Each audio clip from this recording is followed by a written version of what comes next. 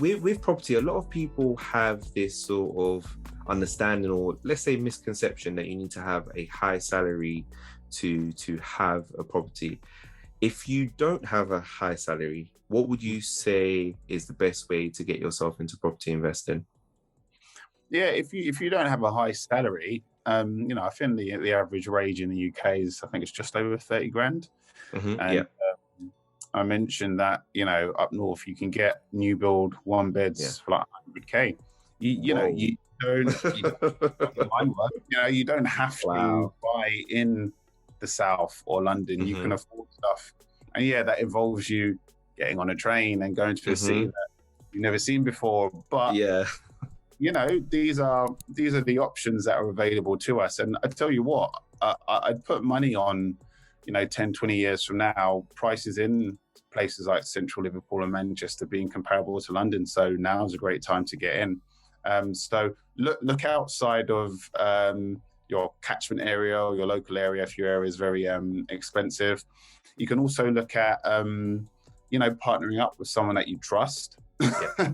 Someone that you trust, putting your money together and doing it that way. But I think those are the main two ways that I would really recommend for somebody who's on a budget and wants to get into property investing. That is fantastic. I never knew that you could get new builds so cheap. In London, it's non-negotiable. It's not happening. It's not happening. You know what? I think people are just liking it like as if they're going on a trip. Honestly, you're going on a nice field trip out of the country. You can enjoy the city. I'm pretty sure that like on all your travels, you probably, had a day out there as well, enjoy the city, gone out to eat and stuff like that, which is what's so lovely about this. But people don't like to travel out of London if you live in London.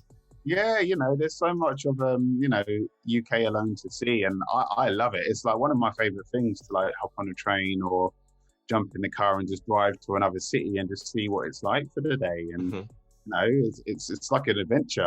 I love doing it, but some people they need a bit of mind shifting to be like, what, you're going to go to another city that you don't know and buy a property there? I'm like, yeah. It's crazy because when you say what you're saying, it resonates with me so much, because when I bought my first property, the area that I'm living in, it wasn't actually really my first choice. Where was my first choice was Greenwich, where I was actually renting. So, I would love to buy it. There's no way. I couldn't even afford it. I couldn't even look at the price. I was like, no way. Even 2 zones out, I couldn't afford it. So I was like, okay, you know what? This is what I want. I need to move 4 zones out. I need to sacrifice. And ultimately, I'm better for it. I don't regret it at all. I managed to get a good property at a good price. And I think it's just about being flexible. A lot more people need to be more flexible and, just take the plunge, because at the end of the day, right, like Warren says, in, a few years time, he's going to be retired. He's going to be a millionaire. And, he took the plunge. He took the plunge. So there's been a lot of claims out there. I remember when I first got into, property, before I even started looking at property investing, there was a lot of claims out there that there was this potential where you could, get onto the property ladder with no money. Is that true, to your knowledge? With no money. So it depends what they mean, because people talk about this kind of no money down property strategy, and that's quite a lot within the rent to rent circles, which basically means that you don't own the property. You use it like I gave the example, my nightmare example. The guy he was using the property was using a no money down strategy, but that's another conversation for another time. But it's not really no money down, because you do have to spend some money to actually do that strategy. And I say prior to 2008, when I came into banking, there were what you called 100% mortgages. So, crazy times. Like, people were buying houses with no money because, the economy was booming, and, the price of property was going like that. So, I mean, I wish I was around. I wish that was going on now. I wish. Get a house today with no money down and then sell it in 6 months, and you've made like 10, 20, 30 grand. that was how the market was going. Wow. You know, and having been in banking, you know, for like 13 years now, and seeing how policies have changed, I'm not sure we'll see a time like that, but you never know. These things tend to repeat themselves. But yeah, I can't think of any other strategies apart from the rent to rent one where it's no money down. That's what I thought, because when I first initially heard about it, this was when I was a novice. This is when I didn't know anything about property. And then I, you know, started asking a few friends that were into that, and I started researching myself. Then I found out that it was actually rent to rent. So it's like, it's sort of misleading people to think that you can buy a property without no money, when actually all you're doing is just renting off somebody else. And even to do that, it's so time consuming. If you got a 9 to 5, it's more than likely you're not going to be able to do that. When are you going to be out there finding tenants? At 6 p.m. when all the estate agents are closed? So I tried that strategy, like just to see what it was like for like 3 to 6 months. It is so time consuming. Yeah, it really is. Yeah, it sounds like it, because it sounds like, I don't even want to be rude to them, but some people say it's like being like a glorified estate agent. Essentially.